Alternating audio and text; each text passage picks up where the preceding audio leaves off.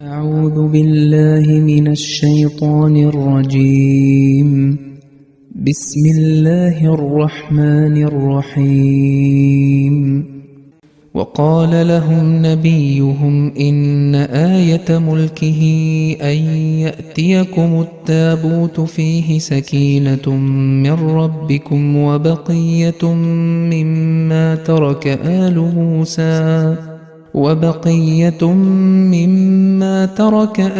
موسى وآل هارون تحمله الملائكة إن في ذلك لآية لكم إن كنتم مؤمنين. അസ്സലാമു അലൈക്കും വറഹ്മത്തുള്ളാഹി. സൂറ ബഖറയിലെ 249 ആയത്താണ് പാരായണം ചെയ്ത് കേൾപ്പിക്കപ്പെട്ടത്. അതിൻ്റെ അർത്ഥം ഇപ്രകാരമാണ്: അവരുടെ പ്രവാചകൻ അവരോട് പറഞ്ഞു, അദ്ദേഹത്തിൻ്റെ ആധിപത്യത്തിനുള്ള അടയാളം ആ താബൂത്ത് നിങ്ങൾക്ക് വന്നുകിട്ടുകയാകുന്നു. അതിൽ നിങ്ങളുടെ നാഥനിൽ നിന്നുള്ള മനസ്സമാധാനവും മൂസയുടെ കുടുംബവും ഹാറൂന്റെ കുടുംബവും വിട്ടേച്ചു പോയവയുടെ അവശിഷ്ടങ്ങളും ഉണ്ട്. മലക്കുകളായിരിക്കും അത് ചുമന്നുകൊണ്ടുവരിക. നിങ്ങൾ സത്യവിശ്വാസികളാണെങ്കിൽ നിങ്ങൾക്കതിൽ മഹത്തായ ഒരു ദൃഷ്ടാന്തമുണ്ട്. ഹസ്രത്ത് ഖലീഫത്തുൽ മസീഹ് സാനി റളിയല്ലാഹു അൻഹു ഈ ആയത്തിന്റെ വിശദീകരണത്തിൽ പറയുന്നു, കഴിഞ്ഞ ആയത്തുകളിൽ താലൂത്തിനെതിരെയുള്ള ആക്ഷേപത്തിന് മറുപടിയായി അദ്ദേഹം കഴിവുള്ളവനും എന്തുകൊണ്ടും യോഗ്യനുമാണെന്ന് വിവരിക്കുകയുണ്ടായി. ഈ ആയത്തിൽ വ്യക്തമാക്കുന്നത് ഈ തെരഞ്ഞെടുപ്പ് അള്ളാഹുവിൻ്റെ ഭാഗത്തു നിന്നുള്ളതാണെന്നതിൻ്റെ തെളിവ് നിങ്ങൾക്ക് ഒരു താബൂത്ത് ലഭിക്കുമെന്നതാണ് എന്ന് അവരുടെ പ്രവാചകൻ അവരോട് പറഞ്ഞതായാണ്. അതിൽ നിങ്ങളുടെ രക്ഷിതാവിങ്കൽ നിന്നുള്ള മനസ്സമാധാനവും മൂസ അലൈഹിസ്സലാമിൻ്റെയും ഹാറൂൻ അലൈഹിസ്സലാമിൻ്റെയും കുടുംബം തങ്ങളുടെ പിന്നിൽ വിട്ടുപോയ അവശേഷിപ്പുകളും ഉണ്ടായിരിക്കും. മലക്കുകൾ അത് വഹിച്ചു കൊണ്ടുവരുന്നതുമായിരിക്കും എന്നെല്ലാം പറഞ്ഞിരിക്കുന്നു. മുഫസ്സിറുകൾ താബൂത്ത് കൊണ്ട് ഉദ്ദേശിക്കുന്നത് ബനു ഇസ്രായേല്യരുടെ ആ പ്രത്യേക പെട്ടിയെയാണ് ഉദ്ദേശിക്കുന്നത് എന്ന് വിവരിച്ചിരിക്കുന്നു. അതിനുള്ളിൽ തൗറാത്തിന്റെ യഥാർത്ഥ പ്രതിയും മൂസ അലൈഹി ഇസ്ലാമിൻ്റെയും ഹാറൂൻ അലൈഹി ഇസ്ലാമിൻ്റെയും തിരുശേഷിപ്പുകളും സൂക്ഷിക്കപ്പെട്ടിരിക്കുന്നുവെന്നും ബനു ഇസ്രായേല്യർ യാത്രകളിലും നാട്ടിലായിരിക്കുമ്പോഴും അതിനെ വളരെ പവിത്രമായി കരുതി തങ്ങളുടെ കൂടെ കൊണ്ടു നടന്നിരുന്നുവെന്നും പറയപ്പെടുന്നു. ബൈബിളിലും ഈ താബൂത്തിനെ കുറിച്ച് ഇങ്ങനെയുള്ള പരാമർശങ്ങളുണ്ട്. എന്നാൽ വിശുദ്ധ ഖുർആൻ പറയുന്നത് ഈ താബൂത്തിനെ മലക്കുകൾ വഹിച്ചു കൊണ്ടുവരുമെന്നാണ്. എന്നാൽ ബൈബിൾ വ്യക്തമാക്കുന്നത് ഒരിക്കൽ ശത്രുക്കൾ കടുത്ത ആക്രമണം നടത്തുകയും അവർ ഈ താബൂത്ത് പോലും എടുത്തുകൊണ്ടുപോവുകയും ചെയ്തുവെന്നുമാണ്. അതിനാൽ ഇവിടെ താബൂത്ത് കൊണ്ട് ഉദ്ദേശിക്കുന്നത് ആ ഭൗതിക പെട്ടി തന്നെയാണെങ്കിൽ അത് അവർക്ക് ഒരു സന്തോഷത്തിനും കാരണമാകില്ലായിരുന്നു. അതിലൂടെ അവർക്ക് യാതൊരുവിധ ആശ്വാസവും ലഭിക്കുമായിരുന്നില്ല. കാരണം അത് അവരുടെ പക്കൽ ഉണ്ടായിരുന്നിട്ടും അവർ പരാജയം രുചിച്ചിരുന്നു. എന്നിരുന്നാലും അതിനു മുമ്പ് അവർക്ക് ആ താബൂത്തിൽ എത്രത്തോളം വിശ്വാസമുണ്ടായിരുന്നുവെന്നാൽ താബൂത്ത് ശത്രുക്കളുടെ കയ്യിലകപ്പെട്ടുവെന്ന് തങ്ങളുടെ ഏറ്റവും വലിയ പുരോഹിതൻ അറിഞ്ഞപ്പോൾ അദ്ദേഹം നിലത്ത് വീഴുകയും അവിടെ വെച്ച് തന്നെ മരണപ്പെടുകയും ചെയ്തു. എന്നാൽ വിശുദ്ധ ഖുർആൻ പരാമർശിച്ച താബൂത്തിനെ കുറിച്ച് പറഞ്ഞിരിക്കുന്നത് അത് അവർക്ക് ആശ്വാസം പകരുന്നതായിരിക്കുമെന്നാണ്. അതിനാൽ ഈ താബൂത്ത് ആ പെട്ടിയാകാൻ വഴിയില്ല. മറിച്ച് ഈ താബൂത്ത് കൊണ്ട് തീർച്ചയായും മറ്റെന്തോ ആണ് ഉദ്ദേശിക്കുന്നത്.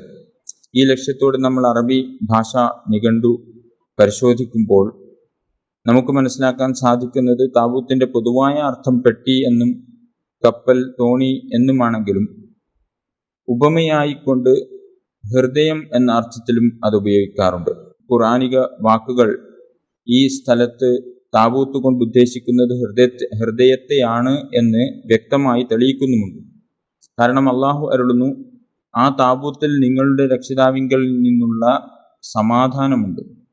സക്കീനത്ത് ഉണ്ടാകുന്നത് ഹൃദയത്തിലാണ്, അല്ലാതെ പെട്ടിയിലല്ല. അതുപോലെ തന്നെ ഈ താബൂത്തിനെ കുറിച്ച് പറയുന്നു മലക്കുകൾ അത് വഹിക്കുന്നതാണെന്ന്.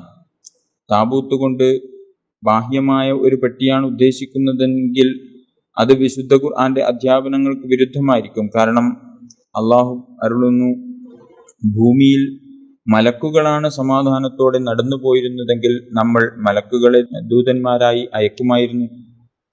ഈ ആയത്തിൽ നിന്ന് വ്യക്തമാകുന്നത് മനുഷ്യർ നടന്നു പോകുന്നത് പോലെ മലക്കുകൾ ജനങ്ങൾക്കിടയിൽ അങ്ങനെ നടന്നു പോകാറില്ല എന്നാണ്.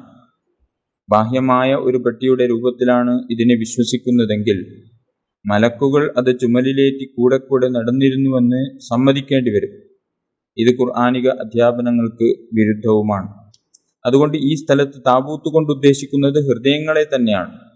ആ ഹൃദയങ്ങളെ മലക്കുകൾ താങ്ങി നിർത്തുകയും അവർക്ക് ധൈര്യം പകരുകയും ചെയ്യുകയായിരുന്നു. കാരണം ഹമല അല എന്ന വാക്കിന്റെ അർത്ഥം അഗ്റാഹു എന്നാണ്. അതായത് പ്രേരിപ്പിക്കുക, ആവേശം കൊള്ളിക്കുക എന്നൊക്കെ. അങ്ങനെയെങ്കിൽ ഇതിന്റെ അർത്ഥം താലൂത്തിനെ പിന്തുടരുന്നവരെ ത്യാഗങ്ങൾ ചെയ്യാൻ മലക്കുകൾ സന്നദ്ധരാക്കുമെന്നും അവരുടെ സഹായം ഓരോ വ്യക്തിയുടെയും കൂടെയുണ്ടാകും എന്നുമാണ്. ചരിത്രകാരന്മാർ ഏകോപിച്ച് പറയുന്ന ഒരു കാര്യം താലൂത്തിന്റെ സൈന്യം വളരെ ചെറുതായിരുന്നുവെന്നാണ്. ഇത്രയും ചെറിയൊരു സൈന്യത്തിന് വലിയൊരു സൈന്യത്തിന് മേൽ വിജയം നേടാൻ കഴിഞ്ഞത് അള്ളാഹുവിൻ്റെ പ്രത്യേക സഹായവും മലക്കുകളുടെ പിന്തുണയുമില്ലാതെ അസാധ്യമായിരുന്നു. കൂടാതെ ദൈവത്താൽ നിയോഗിക്കപ്പെട്ട ഖലീഫമാരുമായി ആത്മാർത്ഥമായ ബന്ധം സ്ഥാപിക്കുകയും അവരെ അനുസരിക്കുകയും ചെയ്യുക എന്നത് മലക്കുകളിൽ നിന്നുള്ള അനുഗ്രഹങ്ങൾ സിദ്ധിക്കുന്നതിനുള്ള ഒരു മാർഗമാണെന്നും ഈ ആയത്തിൽ നിന്ന് മനസ്സിലാക്കാം. അതുകൊണ്ടാണ് ഇവിടെ താലൂത്തിന്റെ തെരഞ്ഞെടുപ്പിൽ ദൈവിക കരങ്ങൾ ഉണ്ടെന്നതിൻ്റെ തെളിവായി ഇപ്രകാരം സമർപ്പിച്ചിരിക്കുന്നത്: നിങ്ങൾക്ക് അള്ളാഹുവിൻ്റെ ഭാഗത്തു നിന്ന് പുതിയ ഹൃദയങ്ങൾ ലഭിക്കും, അതിൽ സക്കീനത്ത് അഥവാ സമാധാനമിറങ്ങും. ദൈവത്തിൻ്റെ മലക്കുകൾ ആ ഹൃദയങ്ങളെ താങ്ങി നിർത്തും. അതായത് താലൂത്തുമായി ബന്ധം സ്ഥാപിക്കുന്നതിൻ്റെ ഫലമായി നിങ്ങളിൽ വലിയൊരു മാറ്റം സംഭവിക്കും. നിങ്ങളുടെ ആത്മവീര്യം ഉയരും. നിങ്ങളുടെ ഈമാനിലും ഉറപ്പിലും വർധനവുണ്ടാകും. മലക്കുകൾ നിങ്ങളെ പിന്തുണക്കാൻ നിലകൊള്ളും. നിങ്ങളുടെ ഹൃദയങ്ങളിൽ സ്ഥിരതയുടെയും ത്യാഗത്തിൻ്റെയും ആത്മാവ് അവർ ഊതിക്കൊണ്ടേയിരിക്കും. ചുരുക്കത്തിൽ സത്യവാന്മാരായ ഖലീഫമാരുമായി ബന്ധം പുലർത്തുന്നത് മലക്കുകളുമായുള്ള ബന്ധത്തിലേക്ക് വഴി നടത്തുകയും മനുഷ്യനെ ദൈവിക പ്രകാശത്തിന്റെ കേന്ദ്രമാക്കി മാറ്റുകയും ചെയ്യുന്നു.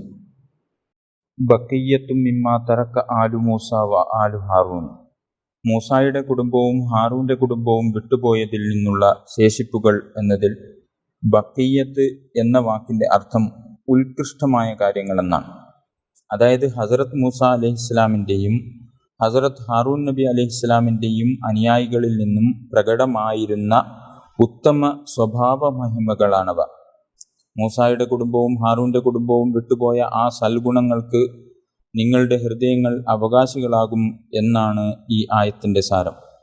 ഇത് ഹസരത്ത് സക്കരിയ അലൈഹിസ്സലാം പ്രാർത്ഥിച്ചതുപോലെയുള്ള ഒരു പ്രാർത്ഥനയാണ്. എൻ്റെ ദൈവമേ, എനിക്കും യാക്കൂബിൻ്റെ കുടുംബത്തിനും അവകാശിയാകുന്ന ഒരു ആൺകുട്ടിയെ എനിക്ക് പ്രദാനം ചെയ്യണമേ. ഇതിൻ്റെ അർത്ഥം അവരുടെ ഉത്തമ സ്വഭാവങ്ങൾക്കും ഗുണങ്ങൾക്കും അവകാശിയാവുക എന്നതായിരുന്നു, അല്ലാതെ അവരുടെ സ്വത്തുക്കൾക്ക് അവകാശിയാവുക എന്നതല്ല. വ ആഖിറു ദഅവാന അനിൽ ഹംദുലില്ലാഹി റബ്ബിൽ ആലമീൻ.